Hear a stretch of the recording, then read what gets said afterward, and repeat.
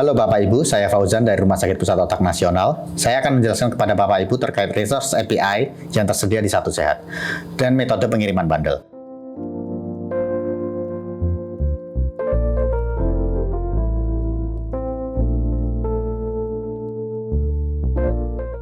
Resource API yang tersedia di Satu Sehat terdiri dari get, post, put, dan patch, yang masing-masingnya akan saya jelaskan pada video ini. Sebelum menuju penjelasan mengenai metode resource API, ketika akan memulai, maka perlu melakukan generate token. Skema generate token yaitu sistem informasi Fastyankes akan melakukan generate token ke API Gateway. Selanjutnya, API Gateway akan melakukan pengecekan dan mengembalikan ke sistem informasi Fastyankes berupa token.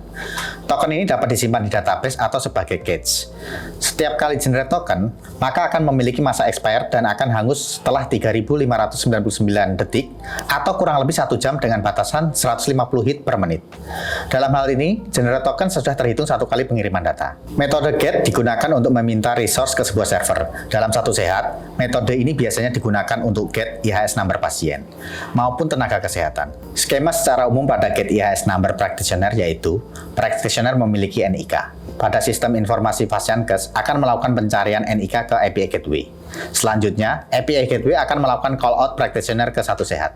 Satu Sehat akan melakukan pengecekan, kemudian mengembalikan IHS number melalui API Gateway ke sistem informasi Fastyankes. Pada sistem informasi Fastyankes, perlu menyimpan respon balikan dari Satu Sehat ke database masing-masing. Pada skema get IHS number, untuk pasien juga sama. Selanjutnya, metode post untuk menyimpan resource ke server.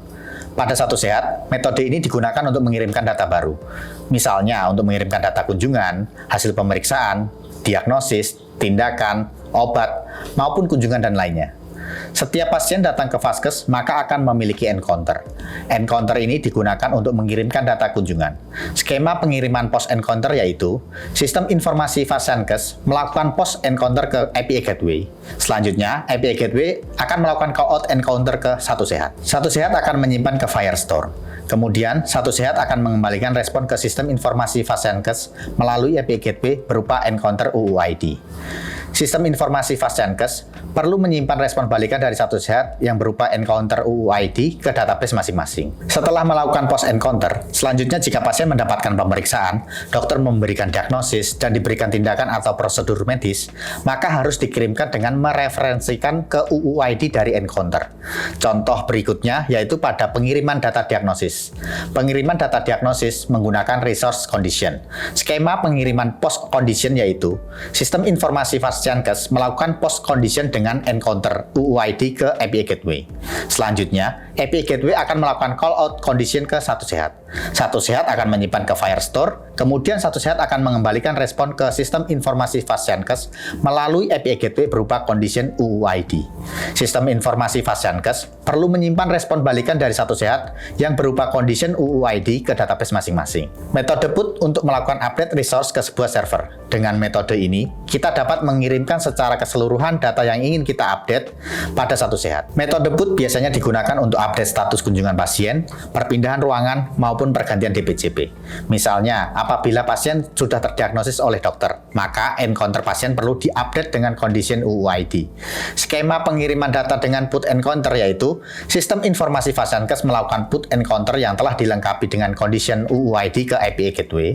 Selanjutnya, API Gateway akan melakukan call out encounter ke Satu Sehat. Satu Sehat akan menyimpan ke Firestore. Kemudian, Satu Sehat mengembalikan respon ke sistem informasi Fastyankes melalui API Gateway berupa encounter UUID.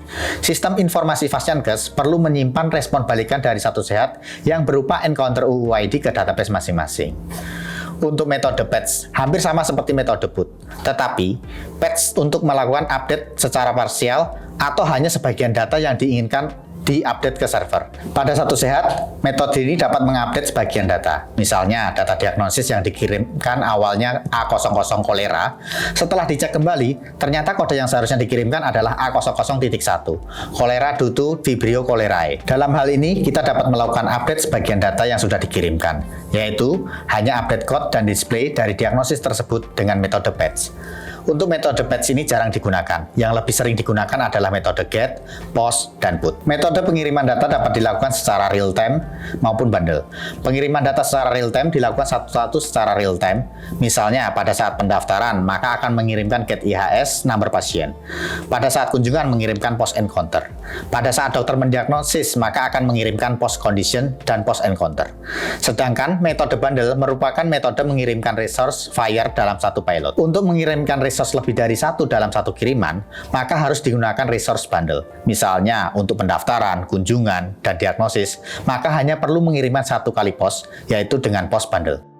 Demikian penjelasan mengenai resource API di Satu Sehat dan metode pengiriman bundle. Terima kasih.